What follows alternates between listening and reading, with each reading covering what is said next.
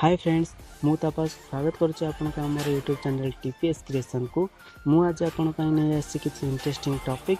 तो फ्रेंड्स चलतु डेरी नक शुरू करवा। आज टॉपिक होची उल्का वर्षा। आसतु जानिबा ए विषय यह कौन एवं किपरि होता है।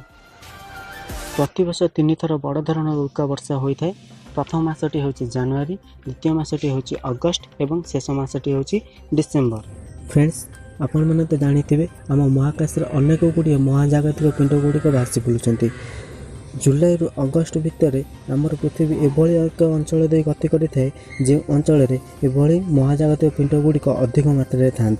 निजर माध्याकर्षण शक्ति बल पृथ्वी एगुड़ी निज आड़ को टाणी आनी थाए। फल एगुड़िक तीव्र बेगर पृथ्वी आड़ को गति करि। समय समय एगुड़िकर बेग घंटा प्रति 50 ରୁ 60 हजार किलोमीटर होता है। एते तीव्र बेगरे एगुड़िक वायुमंडल प्रवेश करने मात्रे वायुमंडल घर्षण शक्ति जोगु एगुड़िक जली जाए। फल तीव्र आलोक सृष्टि होता है। अल्प समय अधिकांश उल्का वायुमंडल को आसिले एगुड़ी उल्काझड़ गुआ जाए। दिन में उल्काझड़ होता है किंतु सूर्यंकर उज्जवल आलोक जोगु एगुड़िक आम आखि को देखा जाई न थाए।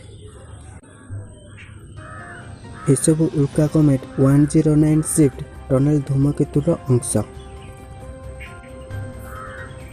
2009 कानाडार ग्रीनसुई एक उल्कापिंड जहाँ पृथ्वी को छुईवा पूर्व नष्ट हो जाइथिला। पृथ्वी निकट दे जाउथिबा धूमकेतुर सृष्टि उल्का। उल्का साधारणतः लुहा, निकेल, सिलिकेट रे तैयारी। वर्तमान उल्कापिंडर मिली 52 प्रकार रासायनिक तत्व। सेगुड़िक मध्यरु गंधक, प्लाटिनियम, हिलियम आदि प्रमुख। उल्कापिंडरू विभिन्न प्रकार ग्रह सृष्टि संपर्क में मिल पार अनेक तथ्य यह वैज्ञानिक माने कहते। केवल इंडिया रे 468 रु अधिक उल्का अंश को संग्रहालय रखा जाइए।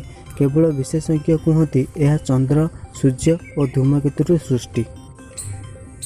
वैज्ञानिक कहवा अनुसार बहु वर्ष पूर्वे मंगल ग्रह पर एक ग्रह थिला। यह कौन ग्रहर अति निकटतर हेबारु बा बहु महाजागतिक पिंड सह माड़ हेबारु यह ध्वंस हो जाइछि। यह कोटि कोटि खंडरे भासी बुलुछि। केतेकଙ୍କ मतरे उल्कारू होइछि सब ग्रहर सृष्टि। 8 नवेम्बर 2014 रे अमेरिकार सान आंटोनियो नामक सहर रे एक उल्कापिंडर अंश मिलिथिला जार आकार 1 ରୁ 2 मीटर एवं ओजन थिला 2.600 पाउंड। 15 फेब्रुआरी 2013 रे रूसिया रे मध्य एक उल्कापिंडर अंश मिलिथिला जार ओजन थिला 10 टन।